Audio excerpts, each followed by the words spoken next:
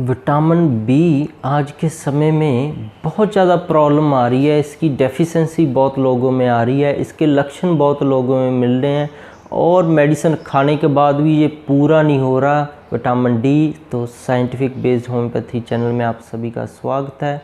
तो आज इस चैनल पर हम बात करेंगे कि विटामिन बी के लक्षण क्या हैं कमी के, दूसरा जो टेम्परेरी फिक्सिंग इसकी हम कैसे कर सकते हैं, क्विक फिक्सिंग जिसको बोलते हैं, और तीसरे पार्ट में हम बात करेंगे कि परमानेंट फिक्सिंग इसकी कैसे करें।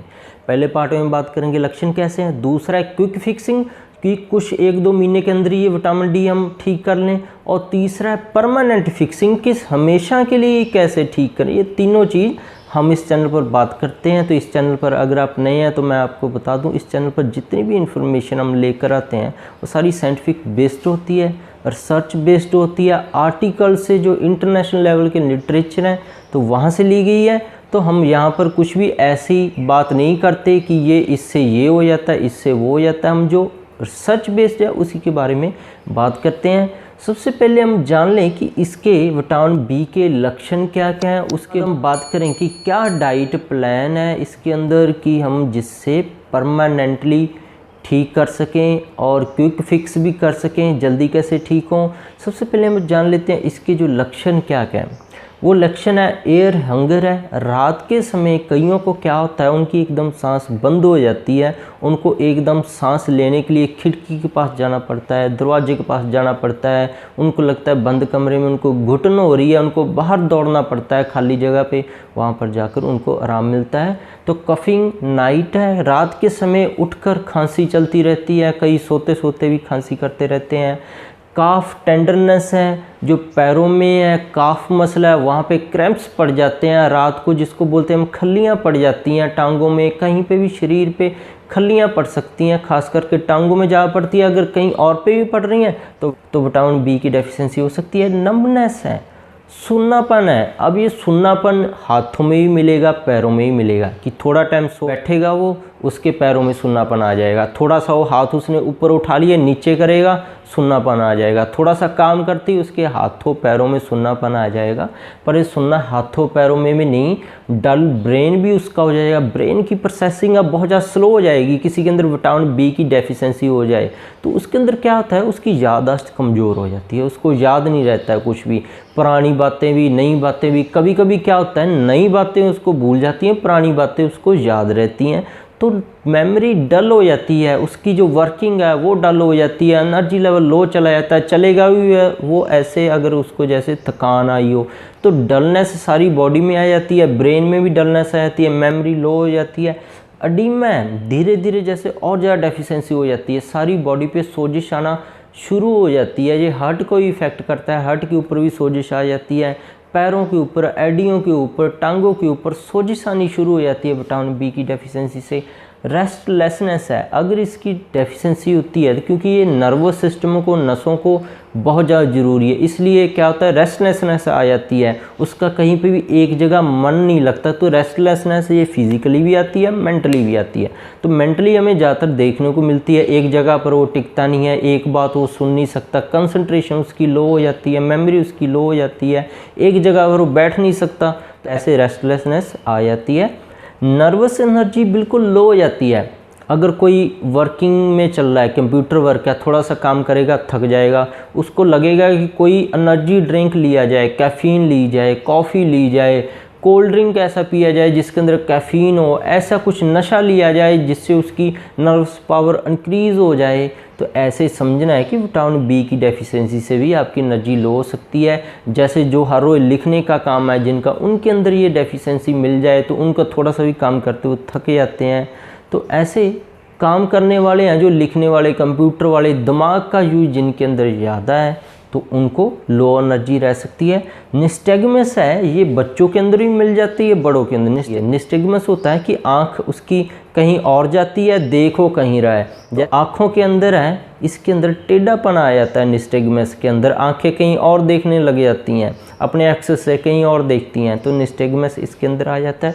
तो ये इसके साइन है, अगर ये मिलते हैं, जैसे कि ऐसे लक्षण किसी और बीमारी में मिल सकते हैं, जैसे कि आपको अल्जाइमर हो गया हो, किसी को पार्किंसन हो गया हो, तो तो वहाँ पे भी पैरों के अंदर नमनेस आ जाती है, मेमोरी लो हो जाती है, तो विटामिन बी वहाँ पे भी हम यूज कर सकते हैं। तो हमें पता होना चाहिए कई बीमारियों में और में भी विटामिन बी के ऐसे बहुत सारे यूज हैं।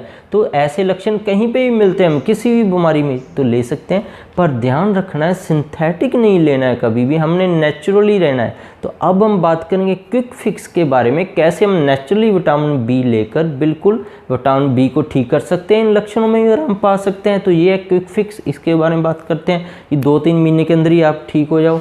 सबसे पहले है विटामिन बी हमें इनटेक बढ़ानी होगी। तो किस में है विटामिन बी? व्हीट ग्रास में है, तो व्हीट ग्रास का जूस हम पी सकते हैं। बेल फ्रूट में है, जिसको बेलगिरी बोल देते हैं, इसका जूस भी मिल जाता है, तो जूस भी हम पी सकते हैं।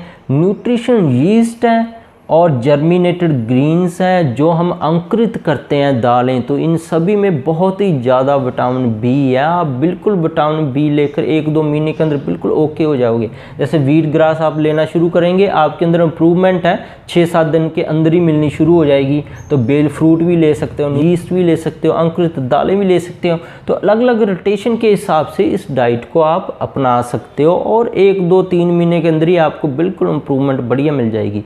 तो ये तो है क्विक फिक्स है, कि टेम्परेरी फिक्सिंग है, क्योंकि मेन तो कारण ये है कि विटामिन बी कम क्यों हो रहा है, उसका इलाज चाहिए हमें। मान लो ये तो हो गया विटामिन बी बढ़ाने वाला, कि विटामिन बी हमने बढ़ा दिया, और विटामिन बी एक हमारे अंदर कम हुआ था, हमें लक्षण मिले, हमने बढ़ाने वाली मेडिसिन खा ली, पर हमारा परमानेंट जो फिक्सिंग है वो क्या होगी?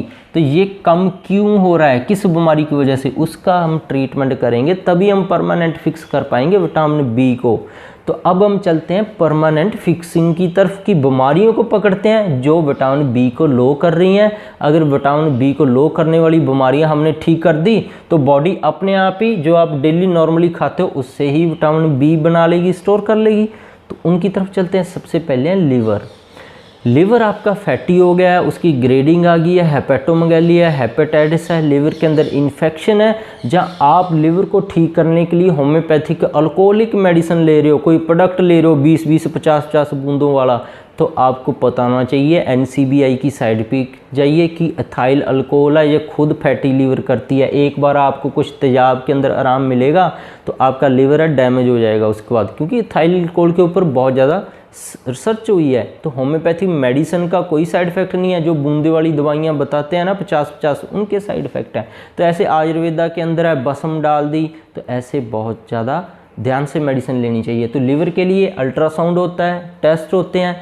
अगर लिपिड प्रोफाइल बढ़ रही है तब भी इसका मतलब लिवर के अंदर कोई प्रॉब्लम है, क्योंकि लिपिड को, कोलेस्ट्रॉल को लिवर ने ठीक करना है। तो लिवर की हमने जांच करवा लेनी है, क्योंकि विटामिन बी का मेन स्टोर हाउस है वो लिवर है।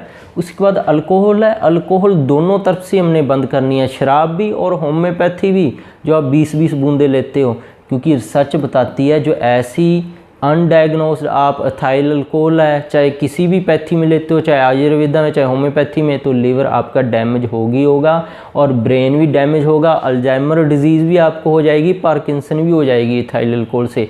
तो नो डाउट होम्योपैथी मेडिसिन का कोई साइड इफ़ेक्ट नहीं है, पर जो अब हम देख रहे हैं कई प्रोडक्ट आ गए हैं, कई लोग बताते हैं, आपको मिलेंगे कि 20-20 मेडिसिन ले आओ किसी भी बीमारी के लिए, 50-50 बूंदे दिन भर लेते रहो। तो ये सबसे बड़ा कारण है, उससे आराम तो आपको मिलेगा एक बार, पर परमानेंट डैमेज हो जाएगी।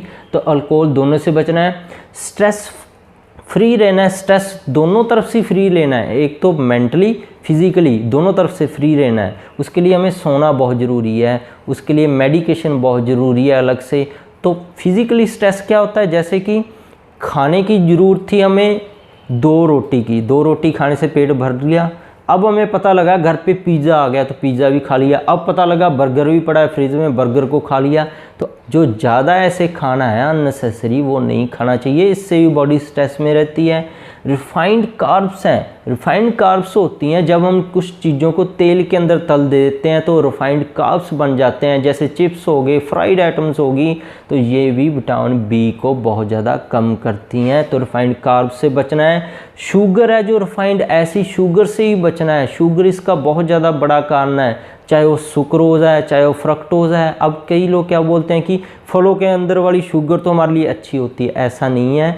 फल अब हाइब्रिड बना दिए गए थे कि और ज़्यादा मीठे हो जाएं। जैसे कि हनी शक्ल एप्पल है, ये एक वैरायटी है जो नॉर्मल पहले के ज़माने में सेब चलते थे उनसे 10 गुना मीठा है। तो भाई अगर आप हनी शक्ल खाओगे तो आपको शुगर भी हो जाएगी, डायबिटीज़ भी हो जाएगी। ऐसे रिफाइंड कार्ब्स का और शुगर का हमने ध्यान रखना है। IBS है, इन्फ्लामेटरी बाउल सिंड्रोम है, किसी को लूज मोशन बार बार लगे रहते थे, अल्सरेटिव कोलाइटिस है, क्रोन डिजीज़ है, पेट के अंदर कोई इन्फेक्शन हो गई है। जैसे आपको पता ही नहीं होगा, टाइफाइड है वो बुखार की बीमारी है ही नहीं। टाइफाइड है पेट की बीमारी और हड्डियों की बीमारी। आपका पेट खराब होगा, हड्डियों की खराबी आएगी, हड्डियां सूज सकती हैं, पेट के अंदर कोई भी बीमारी बन सकती है। बुखार तो इसके अंदर चढ़े ना चढ़े वो कोई मायने नहीं रखता, बुखार का कोई लेना देना नहीं है टाइफाइड से। ये तो पेट की बीमारी है और हड्डियों की बीमारी है, दो चीज़ों को बीमार करती है। तो आपको हुआ था टाइफाइड, उसका इलाज ले नहीं रहे हो तो ऐसे क्विक फिक्सिंग भी लंबा समय काम नहीं आएगी आपकी। तो परमानेंट ठीक करना जरूरी है। अल्सरेटिव कोलाइटिस, क्रोन डिजीज़, ऐसे बीमारियों का डायग्नोसिस बनाकर उनको ठीक करना जरूरी है। फिर ये लेंगे तो उसके बाद ये सारे सिम्टम्स अपने आप ही चले जाएंगे। हम क्या करते हैं, हम यहाँ से शुरू करते हैं, यहाँ पे आ जाते हैं, यहाँ पे तो पहुँचते ही नहीं, परमानेंट पे यहीं तक रह जाते हैं। हम उल्टा शुरू करते हैं ट्रीटमेंट। जब भी साइंटिफिक बेस शुरू करना है, कारण पता करना है, कारण का इलाज करना है, उसके बाद डाइट देनी है, तो ये अपने आप चले जाएंगे। तो ऐसे इलाज करना है, कहीं से भी लेना है। तो अगर ऐसी और भी वीडियोस आप मेरे चैनल पर देखना चाहते हैं, जैसे गठिया वात के ऊपर, मेंटल हेल्थ के ऊपर, पेट की बीमारियों के ऊपर, जोड़ों के ऊपर, घुटनों के ऊपर, अगर बिना सर्जरी के कैसे ठीक करें, और भी अल्जाइमर, क्रोन्स है, पार्किंसन डिजीज़ है, ब्रेन ट्यूमर है, कैंसर है, तो आप मेरी रिसर्च बेस्ड वीडियोस देख सकते हैं। अगर आपके भी अंदर ऐसी कोई लक्षण मिल रहे हैं, विटामिन बी की डेफिशिएंसी हो रही है, बुलक्कड़ हो, नंबनेस है, तो आप सारी रिपोर्ट्स मेरे पास भेजकर मेरे से सलाह ले सकते हैं। कभी भी मेरे क्लिनिक को भी विज़िट कर सकते हैं या मेरे से फ़ोन पे भी कांटेक्ट करके बात सारी कर सकते हैं। तो वीडियो देखने के लिए